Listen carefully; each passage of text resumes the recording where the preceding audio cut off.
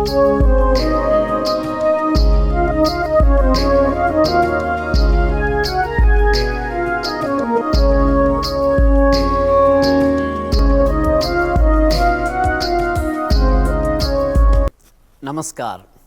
वर्तमान शिक्षा जगत में संस्कृत छात्र की भूमिका के बारे में जो सिलसिला प्रारंभ किए थे उसमें यह कड़ी है आत्मा, पुण्य, पाप इत्यादि पर विचार करने वाला।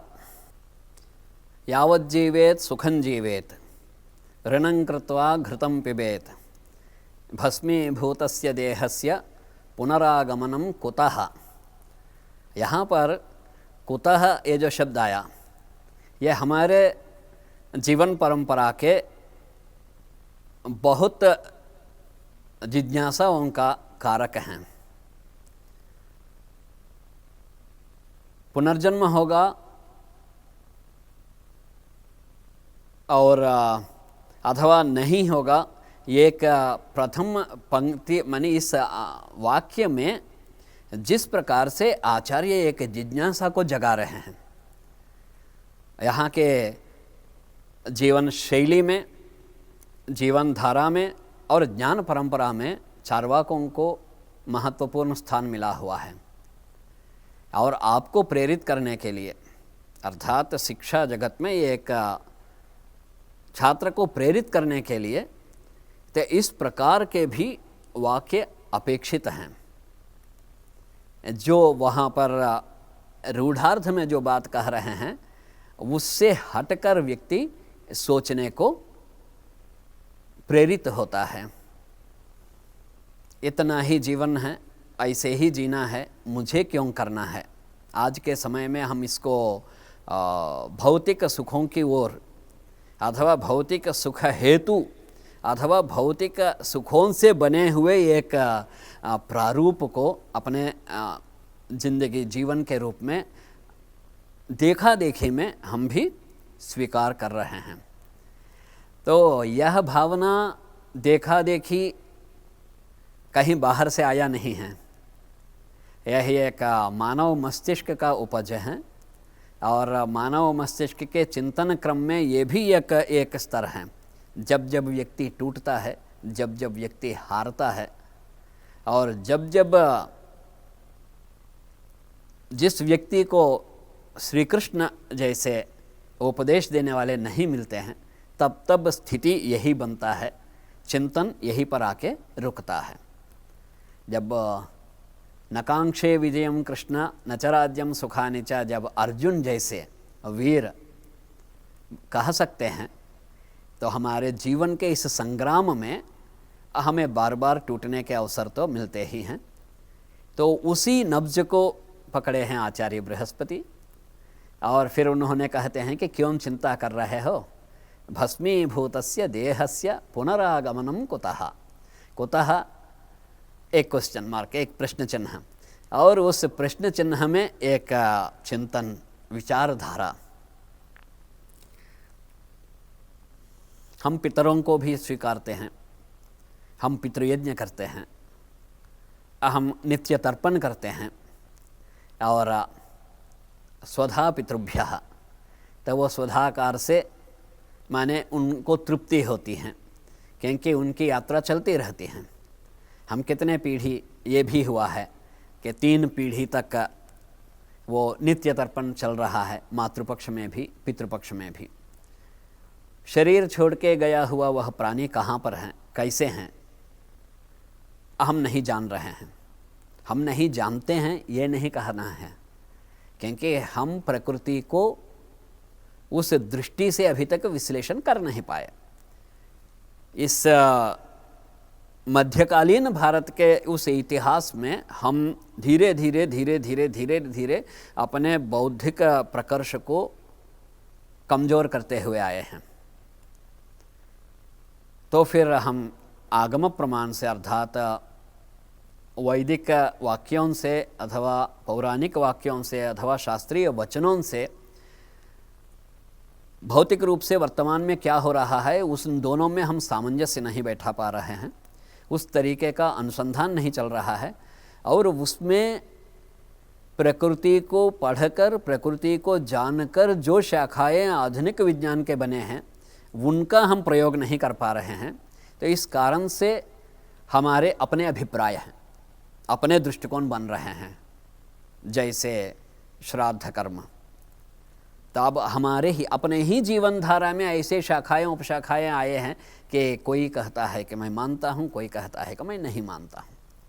अब कौन माने कौन ना माने, क्यों ना माने क्यों माने, ये हमारे माने एक शिक्षार्थी का, एक शोधकर्ता का, एक विद्यार्थी का, अथवा एक समाज कल्याण प्रकृति के संपोषण के लिए जो चल रहा है, तो उसको उस विवाद में नहीं पड़ना है, किंतु उस तथ्य पे जाना है कि वास्तव में ये प्रथा अनादिकाल से जो चल रहा है वो किस रूप से वैज्ञानिक है, अथवा अर्थात किस रूप से वह मानव जाति को अथवा प्राणी कोटि को समृद्ध करने वाला है, अथवा प्रकृति को समृद्ध करने वाला है। तो फिर यहाँ पर चर्चा करनी पड़ेगी आत्मा, पुण्य, पाप और संचित, क्रियमान इत्यादि इत्यादि का। सुखस्य दुःखस्य न कोऽपि कर्ता परो ददातीति कुबुद्धिरेषा अहं करोमीति वृथाभिमानः स्वकर्मसूत्र ग्रथितो हि लोकः। एक उद्धरण, अवश्यम अनुभोक्तव्यम कृतं कर्म, ये दूसरा, नाभुक्तम क्षीयते कर्म, तीसरा उद्धरण। ऐसे कितने कितने उद्धरण आपको मिलेंगे। अब गीताकार के पास पहुंचते हैं, गीता के जो उपदेश किए हैं उनके पास पहुंचते हैं, तो फिर वहाँ पर गहना कर्मणो गति है, क्योंकि हम समझने की चेष्टा करते करते करते करते डूब जाते हैं, तो कहते हैं कि ये गहना कर्मणो गति है। तो प्रारंभ करते हैं आज के समय में जो विकास हुआ है उसी दृष्टिकोण से। आज के समय में पदार्थ और ऊर्जा, शक्ति, इन दोनों का सामंजस्य, इसी पर आधारित अधिक हिस्सा है विज्ञान का। मास एंड एनर्जी, पदार्थ क्या होता है, वो परिवर्तित होता है ऊर्जा में, ऊर्जा परिवर्तित होता है पदार्थ में। अब हम पानी गर्म करते हैं, पानी गर्म करके यदि भाप को यदि हम रोक लें तो वो भाप पुनः पानी का रूप लेता है। माने वो वाटर साइकिल में भी है वह बात, यहाँ छोटे से उदाहरण से चलते हैं। ऐसे कितने देर तक चल सकता है? पानी गर्म हुआ अर्थात पानी में, पदार्थ में एक चलने प्रवृत्ति बना, फिर वो ऊर्जा के रूप में धारण किया, फिर ऊर्जा पदार्थ में, फिर पदार्थ ऊर्जा में, ऐसे चलते चलते चलते चलते ये कब तक चलेगा? एक सीमा होती है। अंत में एक सिंगुलैरिटी, एक अणु बचता है जिसमें रूप धारण, रूप परिवर्तन के अवसर नहीं होता है। तो जब रूप परिवर्तन का अवसर नहीं होता है तो इसको दूसरे का आश्रय लेना होता है। कि दूसरे का आश्रय लेने का अर्थ ये फिर वहाँ पर जाके एक रूप धारण करता है जहाँ पर ऊर्जा और पदार्थ के रूप में रूप परिवर्तन के अवसर को प्राप्त करता है। इसी प्रकार से हम कहते हैं कि अपना कर्म संचित होता है, और वो जब संचित कर्म समाप्त होता है, यानी अर्थात अब ऊर्जा और पदार्थ के रूप में परिवर्तित होने की संभावना नहीं रहती हैं, तो उसको हम कहते हैं कि ब्रह्म सायुज्य, विष्णु सायुज्य, ईश्वर सायुज्य, जो बातें हम कह रहे हैं, यानी अपने इस बिंदु में वह सत्ता नहीं रह गया तो वो दूसरे सत्ता में जाना है। तो यह पूर्ण रूप से वैज्ञानिक है, क्योंकि यदि हमको विश्व की संरचना के बारे में अध्ययन करना है तो इस विश्व के हर एक घटक के बारे में हमें जानना ही जानना है। तब नए नए प्रश्न प्रारंभ होते हैं। ज्योतिष, मैं फलित नहीं मानता हूँ, मैं गणित नहीं जानता हूँ, इत्यादि बातों को हम किनारे रखते हैं। फलित के बिना गणित है ही नहीं, हो ही नहीं सकता है, क्योंकि इष्टापूर्ति ही अनिष्ट परिहारः। जो वैदिक उद्देश्य हैं तो वहाँ पर इष्टापूर्ति ठीक है, बिना जाने भी हम काल के प्रवृत्ति को बिना जाने ही, काल के आने वाले स्वरूप को बिना जाने ही हम इष्टापूर्ति के प्रयास कर सकते हैं। अनिष्ट परिहार जब अनिष्ट को जानेंगे नहीं, किस प्रकार का अनिष्ट आने वाला है जानेंगे नहीं, तो उसका परिहार कैसे? और हर एक अनिष्ट का परिहार एक जैसे तो नहीं होगा। यह इस बात पर जोर देता है कि यह चर्चा अप्रासंगिक है। कौन सी? कि फलित ज्योतिष बाद में विकास हुआ, सिद्धांत ज्योतिष पहले पैदा हुआ, इत्यादि बातें अप्रासंगिक हैं। अब गणितात् सिद्ध्यते कालः, ये जो बात हुआ है, काले तिष्ठन्ति देवताः वरमेका हुतिः काले ना काले कोटि संमितः, यहाँ पर भी यही बात है। काल की सिद्धि गणित से होता है, अर्थात गणित जानकर, गणित का हम आविष्कार करके काल का साधन किए हैं, ऐसे नहीं है। क्योंकि गणित एक घटक है, हर एक वस्तु की प्रकृति है और उसका अन्य वस्तुओं के साथ आपसी संबंध है, तो वही गणित है। तो उस गणित से इस काल गति को, जो निर्विकार काल है, जो चलता नहीं है, जो स्थिर है, उसमें हम चलते हैं, तो उस निर्विकार काल के अनुमान लगाने में वह गणित कार्य करता है। इसका एक आधुनिक विज्ञान की दृष्टि से हम बहुत सुंदरता से समझ सकते हैं इस बात को। कैसे? Time machine. हम आगे भी जा सकते हैं, पीछे भी जा सकते हैं, अर्थात भूतकाल में भी जा सकते हैं, भविष्यकाल में भी जा सकते हैं, इत्यादि बातें गाथाओं में, आख्यानों में, हर जगह में हमने सुने हुए हैं।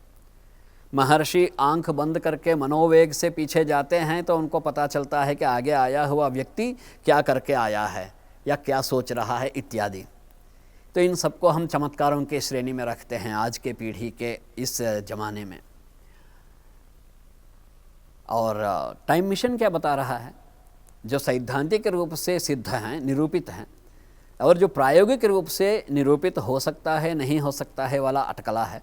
जबकि वहाँ भी नहीं, क्वांटम एक दृष्टिकोण जो आया है, वहाँ पर नथिंग इम्पॉसिबल, माने कोई भी असंभव नहीं है। अब विज्ञान मानता है इस बात को, और अपने यहाँ संभवासंभव की ऐसे कोई चर्चा ही नहीं होती है। तो वह सिद्धांत क्या बता रहा है कि आप प्रकाश के गति से भी अधिक गति से यदि आगे जाएंगे तो भविष्य में जाएंगे, पीछे जाएंगे तो आप भूत में जाएंगे। तो इसका अर्थ क्या हुआ?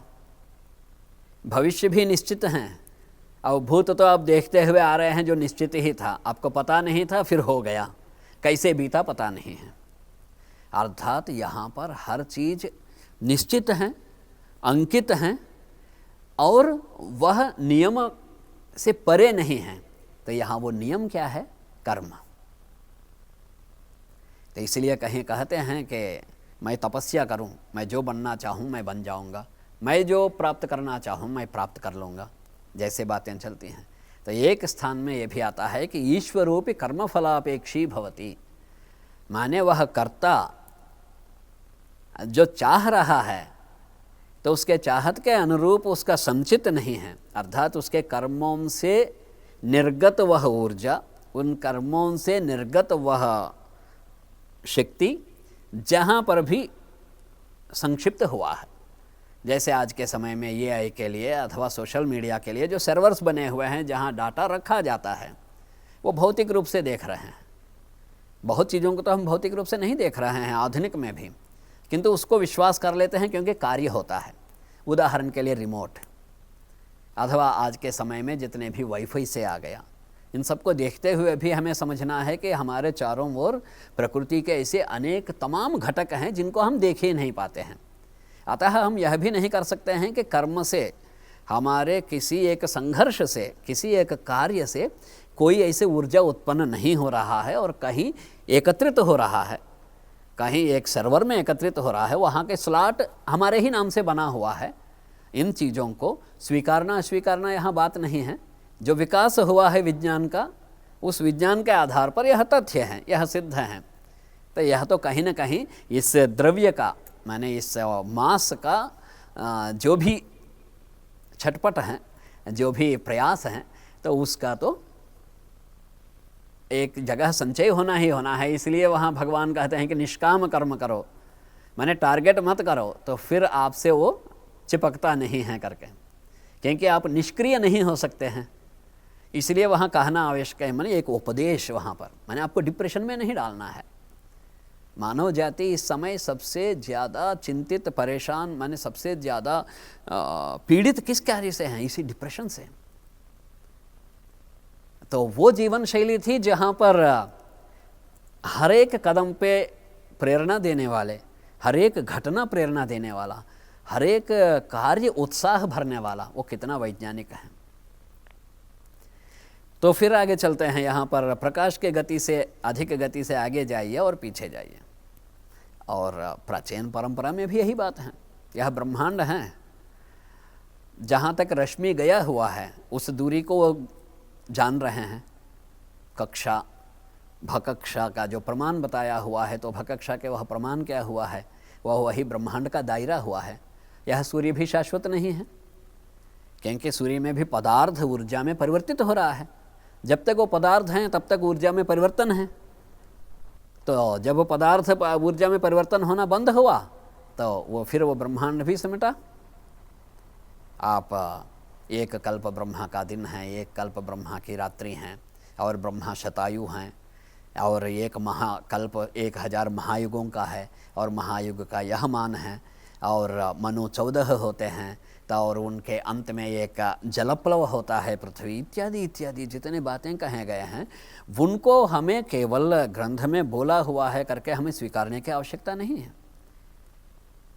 आज के समय में जैसे मैं कहा था कि प्रयोगात्मक दृष्टि से जो सिद्ध नहीं हुआ टाइम मशीन, जिसको विज्ञान स्वीकारता है, क्योंकि सैद्धांतिक दृष्टि से वो हर एक तर्क से, हर एक चर्चा से वो सिद्ध हुआ है, उसी प्रकार यहाँ के हर बात सिद्ध हो सकता है।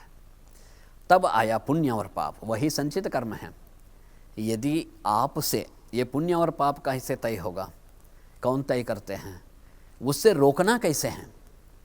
मन के अधीन स्थित होने वाला मानव, क्योंकि मन तो उसके अधीन नहीं रहता है, क्योंकि मन ऐसे कोई शरीर का घटक ही नहीं है जो उसको देख ही नहीं सकता है। भागवत महापुराण में एक वाक्य आता है, मन एव मनुष्यानाम पूर्व रूपानि शंसति। बहुत बार यह चर्चा होता है कि आकाश में स्थित ये ग्रह व्यक्ति को कैसे प्रभावित कर रहे हैं, व्यक्ति के कर्म के फल को कैसे अभिव्यक्त कर रहे हैं। वो बना नहीं रहे हैं, योग बना नहीं रहे हैं, वो केवल उसी व्यक्ति का जो आर्जित कर्म है और जो संचित कर्म है, उस जो प्रारब्ध है उसको अभिव्यक्त करता है केवल। तो वो अभिव्यक्त करने की कौन सा ऐसे ड्यूटी है, कौन सा यह विश्व का वो स्ट्रक्चर है, क्या संरचना है जहाँ पर हर एक घटना, हर एक कार्य अंकित हो रहा है, उसी को दिया जा रहा है। और वो तब तक किया जा रहा है, तब तक किया जा रहा है कि जब तक वो कर्म समाप्त नहीं होता है, अर्थात यह जीव, यह आत्मा सिंगुलरिटी को प्राप्त नहीं करता है। सिंगुलरिटी को प्राप्त किया तो सायुज्य माने आत्यंतिक प्रलय, माने इस एक प्राणी का जो आत्यंतिक प्रलय हुआ वो उसमें मिल गया, तो फिर वहाँ समाप्त है। फिर सिलसिला प्रारंभ होगा। जैसे आकाशाद वायु वायोर अग्नि है, अग्निरापः जो बात कहा हुआ है, तो अंत में क्या बचा हुआ है? आकाश, शब्द गुणक आकाश, वो अनुमात्र से। तो फिर क्या नवीन विज्ञान में और क्या प्राचीन परंपरा में, दोनों में एक रूपता क्या है? एक ही है। तो वह दृष्टि, वह चक्षु, तो फिर अपना धारण करने से पर्याप्त है कि नहीं पर्याप्त है? क्योंकि अब संस्कृत छात्र की यह भूमिका है कि इस ज्ञान परंपरा का, इस जीवन धारा का, इस जीवन शैली की जो हरेक घटक, जो हरेक अंश एक एक शोध बिंदु है, एक एक शोध्य बिंदु है, एक एक अनुसंधान करने लायक बिंदु है। तो वहाँ सहयोगी प्लेटफॉर्म हमें किसकी सहारा? विज्ञान का। यहाँ विश्व एक नीड है। यह प्राचीन है, यह अर्वाचीन है, और यह प्राच्य है, यह पाश्चात्य है, भावना तो इसमें है ही नहीं। क्योंकि ज्ञान में माने प्रकृतिगत जो घटक हैं, जो बनने से पहले से ही अपने अपने नियमों से भरा पड़ा हुआ है, और वो नियम निश्चित नियम हैं, तो वो सदा रहेंगे। जैसे न्यूटन महोदय के विषय में हम लोग चर्चा कर रहे थे कि प्रस्तर जो गिरा है, माने सेव जो गिरा है तो उनके समय पहले भी गिरा था, अनादिकाल से गिर रहा है। तो वो एक प्रकृति है।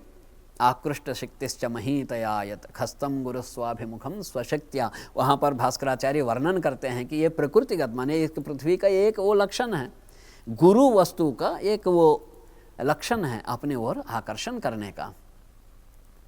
तो यानी विज्ञान नया, विज्ञान पुराना, जीवन धारा नई, जीवन धारा पुरानी, ऐसे कुछ भी नहीं है। प्रकृति वही है। प्रकृतिगत ज्ञान, प्रकृतिगत घटकों के वह प्रकृति, वह स्वभाव, वह आपसी संबंध जिसको हम ज्ञान और विज्ञान के नाम से अभी प्रचलन में देख रहे हैं, तो ये सदा एक ही हैं, ये निर्विकार हैं और इसमें हम चल रहे हैं। अब मैं कितने दिन जीऊँगा मुझे क्या पता, मेरे बाद क्या हुआ मुझे क्या लेना देना, इत्यादि तुच्छ विचारों को किनारे करने के लिए आत्मा वै जायते पुत्रः, माने संतान। फिर मैं अमुक गोत्र का हूँ, मेरे गोत्र के आदि में जो है उसको मैं नहीं देखा, मैं कभी नहीं जाना, किंतु मैं उस परंपरा का हूँ। तो ये क्यों पालन करना है? तो वो जन्य सिद्धांत से पूछना है, डीएनए। क्योंकि जन्य सिद्धांत सेल के अंदर जो डाटा है जिससे लाखों ग्रंथ छप सकते हैं, उसमें क्या डाटा है, मेरे अंदर कौन से ऐसे तत्व हैं जिसको आप वासना कह रहे हैं, जिस किसी को भी मैं जागृत कर सकता हूँ। इसलिए स्वामी विवेकानंद क्या कहते हैं, ज्ञान कहाँ से, मुझे कोई ज्ञान दे दे, मुझे कोई ज्ञान दे दे, ऐसे कोई बात ही नहीं है। ज्ञान तो अंदर से ही बाहर निकलता है। यानी हमारे यहाँ का अर्थात भारतीय जीवन धारा में हर एक विचार परिपूर्ण रूप से वैज्ञानिक, परिपूर्ण रूप से प्रकृति से जुड़ा हुआ और परिपूर्ण रूप से विश्व संरचना के आधार पर है। अतः इसमें हमें इन घटकों को पहचानना है, भूमिका तय करनी है, अपेक्षाएं तय करनी है, देखा देखी के स्थान पे हमारा क्या योगदान हो सकता है जिससे मेरा यह काम निष्काम भी होगा और मेरा यह कार्य प्रकृति को समृद्ध भी करेगा, शिक्षा को योगदान भी देगा और परंपरा को पुनरुज्जीवित भी करेगा और ज्ञान धारा को विकसित भी करेगा और भारतीय ज्ञान परंपरा को जो सदा प्रासंगिक और सदा समसामयिक हैं उसको आज के प्रचलित नवीन धाराओं से जोड़ेगा। तो उस प्रकार का चिंतन, यह दायित्व है इस जगत में संस्कृत छात्र का और यही उसकी अपेक्षा होनी है, यही उसकी आकांक्षा होनी है और इसी प्रकार से उसको भूमिका का रचना करना है और तभी वह एक कामना करने के योग्य हो सकता है, कामना करने के अर्हता प्राप्त करता है कि सर्वे भवन्तु सुखिनः, सर्वे सन्तु निरामयाः, सर्वे भद्राणि पश्यन्तु माँ कश्चित् दुःखभाग् भवेत्। यहाँ पर ध्यान से देखिए, सर्वे सन्तु सुखिनः, तो केवल कामना से सभी सुखी होंगे? तो आपके वहाँ के योगदान से, अर्थात मेरी आकांक्षाएं, मेरा कार्य कैसे होना है जिससे सभी सुखी होंगे। सर्वे संत निरामयाः, प्रकृति अपने मूल रूप में नहीं रहेगा तो निरामय तो हो ही नहीं सकते हैं, तो यहाँ पर प्रकृति को भी बचाना है। सर्वे भद्राणि पश्यन्तु, सभी को भद्र देखना है, कल्याणकारी ही देखना है, अच्छा ही देखना है। ये कैसे संभव है? तो आप डिप्रेशन को भी रोकना है, प्रोत्साहन में भी रहना है, उपदेशात्मक आप स्वरूप भी बनाना है और उसको आप आचरण भी करना है। तो उस आचरण के लिए हम तो देखते ही हैं, रामादिवत प्रवर्तितव्यम न तो रावणादिवत। यहाँ एक आदर्श बनाकर चलने का, माने एक आदर्श रहने के लिए एक अवतार पुरुष किस प्रकार से जीवन शैली को चलाया, मैंने उससे भी समझना है। केवल भौतिक सुख मात्र अपनी आकांक्षा नहीं है, भौतिक सुख मात्र अपने लक्ष्य नहीं है, अपना जीवन का स्वरूप नहीं है। जब सर्वे संतु सुखिनः सर्वे संतु निरामयाः सर्वे भद्राणि पश्यन्तु, मैं उस सर्वे में ये जो कामना करने वाला भी हैं, ये प्रयास करने वाला भी हैं, ये वो उपदेश देने वाला भी हैं, और शिक्षा या विद्या सा विमुक्तये अथवा विद्या विहीनः पशुः इत्यादि जो बातों का जो आंतर्य है, सब कुछ इसी में समाहित हैं। और इस कड़ी को यहीं पर समाप्त करते हैं। धन्यवाद।